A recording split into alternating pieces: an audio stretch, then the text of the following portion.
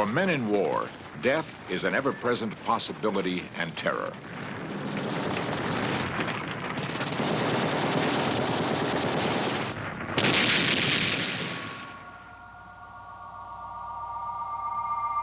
Soldiers who experienced near-death encounters suggest that death may not be something to be feared. At what point does life fade into death? Is it possible to scientifically prove that there is life after life?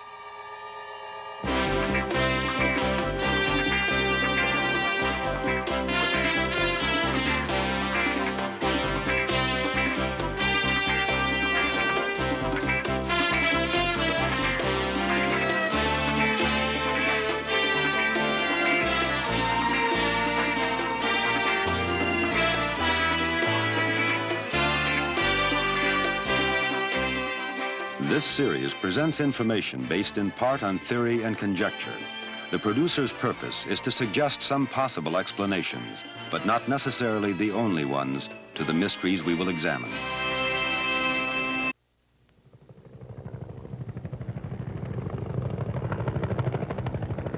During the 11 long years that America was involved in the Vietnam War, over 57,000 men died in combat.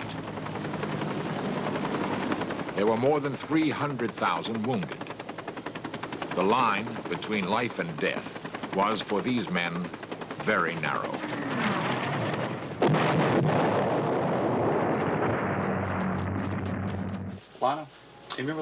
In the case of one of those soldiers, Tommy Clack, Vietnam is more than just a hellish memory. Tommy, now an administrator at Atlanta's Veterans Hospital, encountered a life-after-life experience that remains very real. I was a captain in the Army. In particular, my job was that of what's called a forward observer.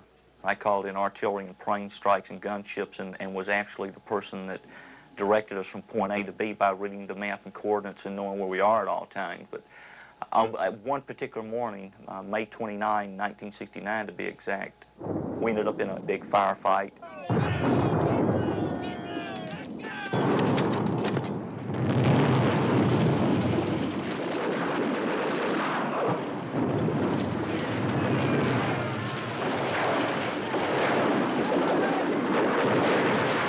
Through the course of that action, I got hit by one of the incoming rounds we had coming in.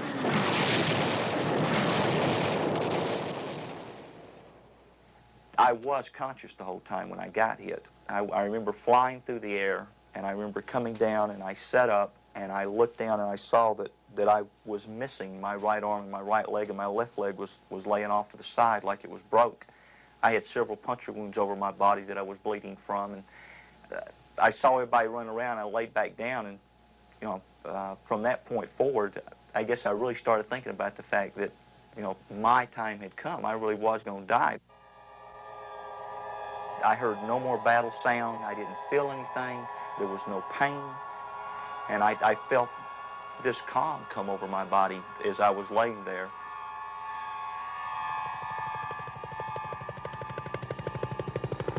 But then the battle subsided, and they got in a medevac helicopter. And I remember that I was laying there on the ground.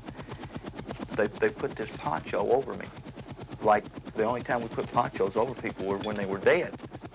And I guess for the first time, and I had no comprehension of what length of time this was, I realized that I was dead. I wasn't alive. I wasn't functioning as a human being anymore. And all of a sudden I realized that I wasn't visualizing this from the ground. I was looking down and seeing this go on. I don't ever remember leaving my body, quote. And it was really a weird experience because there was no emotions. There was nothing. It was just total peace and tranquility. And all of I just realized I didn't exist anymore. Typical field procedure dictated that the mortally wounded be airlifted to the nearest possible field hospital.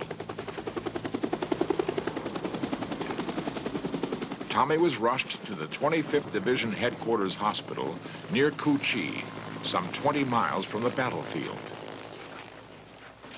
One of the things that that you learn real fast in Vietnam when you have a lot of casualties, that people have priority over other people depending on their wounds. Now, realistically, if I had been in charge, somebody in my condition, I probably would have given a low priority due to the extent of the injuries. But for some reason, a doctor came over and lifted the poncho up. I saw him do it very clearly. And all of a sudden, I had a group of people on me trying to do whatever it is they were trying to do to me. They lifted me up and took me into the operating room. I saw him cut my clothes off. I saw him start IVs. I didn't feel any remorse or anything. It was just total peace and nothing for what was laying there that was my body.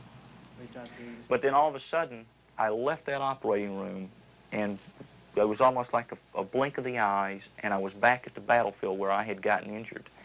And at that particular time, I think is when I come to realize I really was dead, because everybody in Vietnam that I had put in plastic bags, when somebody got killed, you put them in a plastic bag, were right there with me.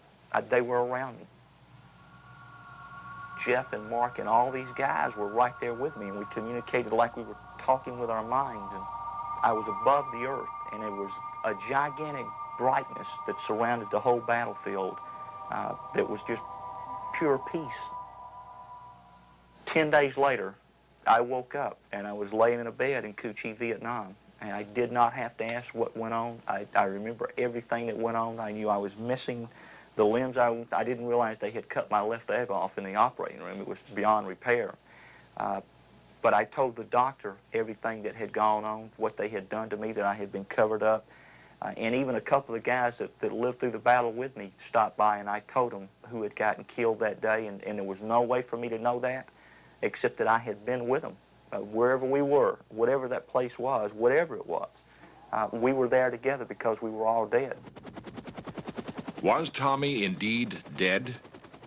How can we explain his profound and mysterious experience? If Tommy Clack had been a soldier during World War II, he probably would have died. The high-level technology of modern medicine saved his life and made it possible for him to recount his out-of-body experience. It is ironic, however, that the same sophisticated medical devices which we use to keep Tommy alive also make it more difficult to determine exactly when death occurs. At the Veterans Hospital in Atlanta, physicians like Dr. Michael Sabin continually grapple with pinpointing the precise instant at which a human life ceases. The definition of death is very nebulous, both medically and legally. There is no one generally accepted definition of when the point of death occurs. I can't give you in 10 words or less how we determine how somebody is dead. Sometimes it's obvious from examining the patient that there's no pulse, no heartbeat, and rigor mortis is set in so that the patient is obviously dead. But when you're talking about lack of vital signs, a cardiac arrhythmia or irregularity of the heartbeat, which would not support blood pressure, unconsciousness, all of these types of definitions that have been used in the past can be, there are exceptions to these at the present time, so it becomes difficult to establish medically, physically, and scientifically when the exact point of physical death occurs. What is the precise moment that death occurs? Researchers are only now beginning to probe the depths of near death and a person's ability to return from that level of consciousness. As with most medical research, the investigation begins with laboratory animals. We are cooling our experimental animal, rats, to body temperature of about 10 or 5 degrees centigrade, which is about 45 to 50 degrees Fahrenheit. Dr. Vosin Popovich of Emory University School of Medicine uses a cooling process in an attempt to define the instant of death. When the body temperature is decreased to such a low body temperature, metabolic processes, heart rate, respiration, everything slows down and eventually stops. So the animal now looks dead. The animal is clinically dead, but it is not biologically dead. That means all clinical signs of death appear present, but the animal is still alive.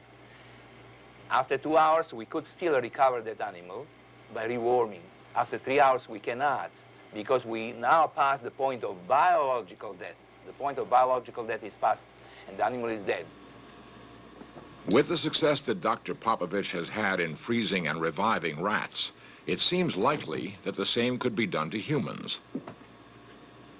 Some human bodies have been purposely frozen immediately after death. There has been at least one unsuccessful resuscitation attempt. An accident in Canada provided researchers with an unusual opportunity to try to revive a frozen boy. His story begins to unlock the secrets of that special place between life and death.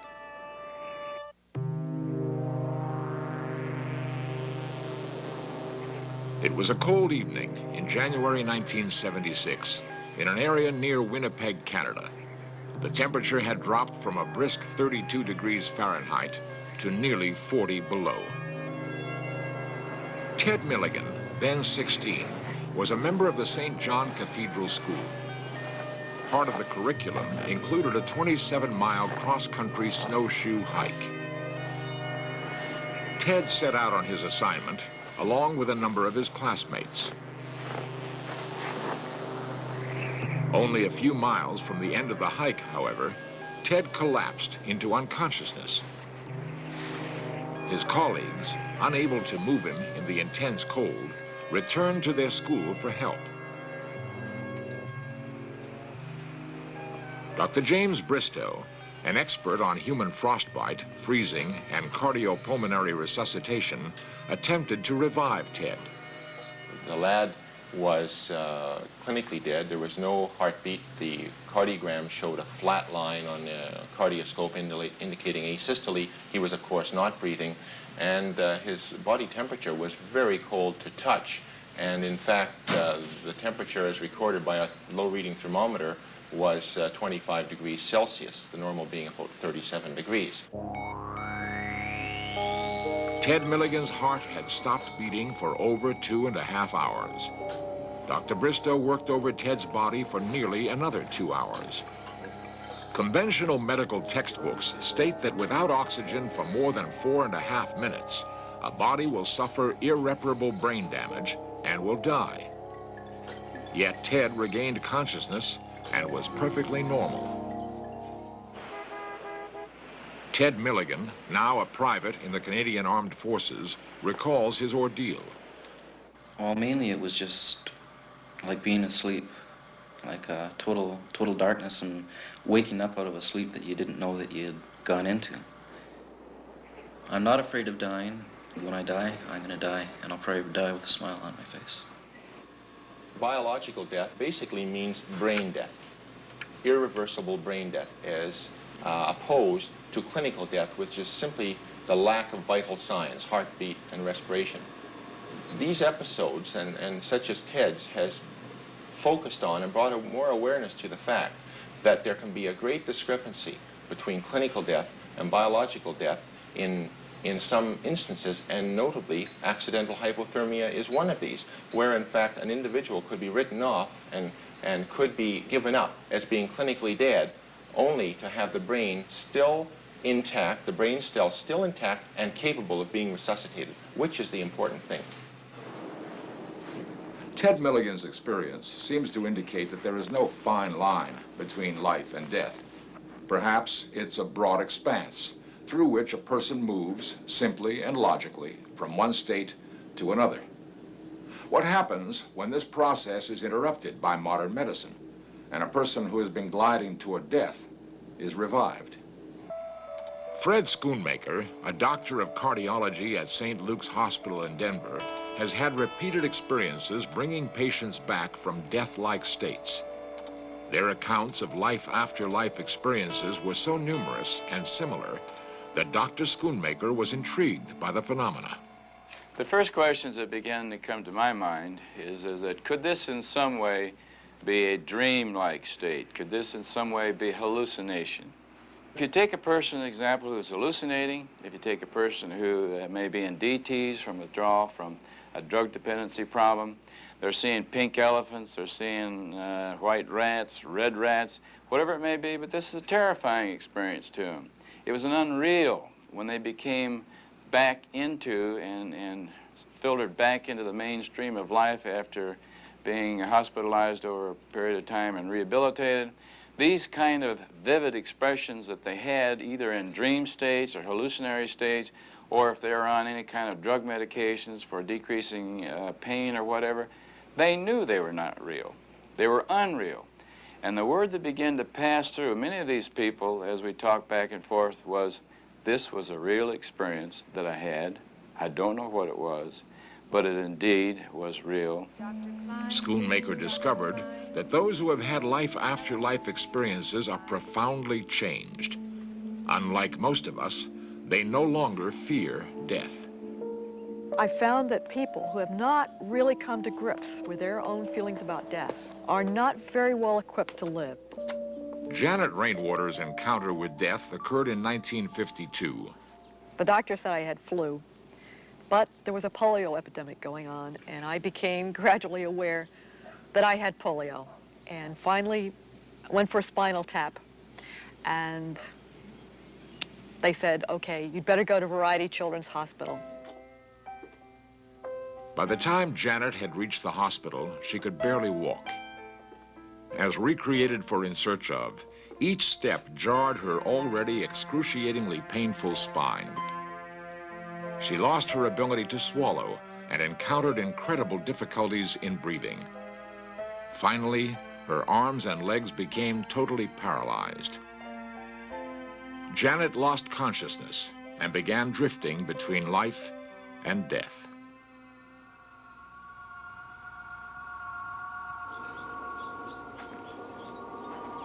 Well, the next thing I knew, I was walking across this dry riverbed. And in the distance, there was this marvelous, marvelous white light. And I could hardly wait to go into it. It was so peaceful and calm, and I was incredibly happy. And then I became aware of some women.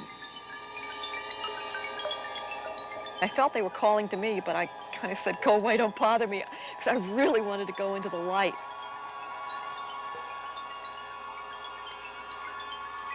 And then I realized that one of them, at least, was calling me Mary. And that startled me, because that's a name I was called the first 10 years of my life. And for 20 years, no one had called me by that name. So then I paid more attention, and I realized it was my grandmother. She had died 2 years before, and she was someone who I'd loved very, very, very much. And then I realized if I was there with my grandmother, I must be dead. And I said to her, Grammy, if we're here together, you're dead, that means I must be dead too. And she said, that's right.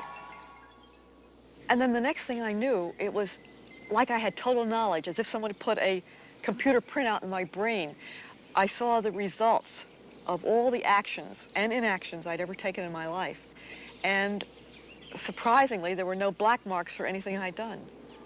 I had lots of black marks for things I hadn't done. I said to my grandmother, it's too soon. I can't be dead, I've got to go back. And she said, well, you can go back, but leave right now and don't look at the light anymore. And I didn't even pause to decide. I just turned around and started back across the riverbed. And that went very quickly.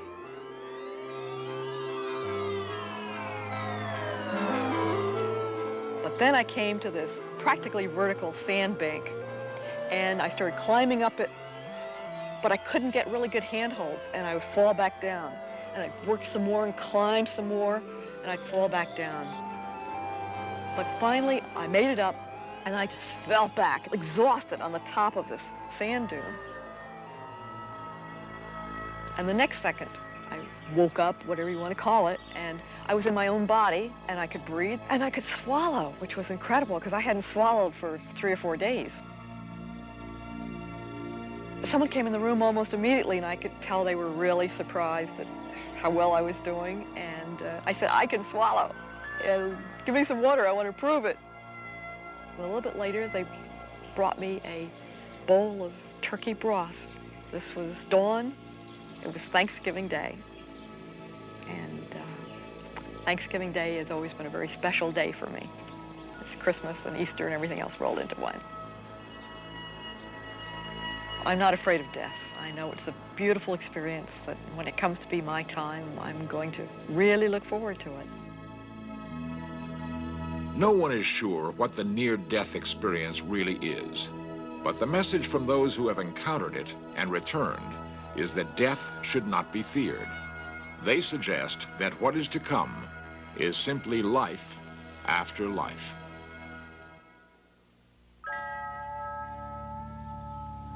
We cannot say for sure that the life after life experience is actually death itself.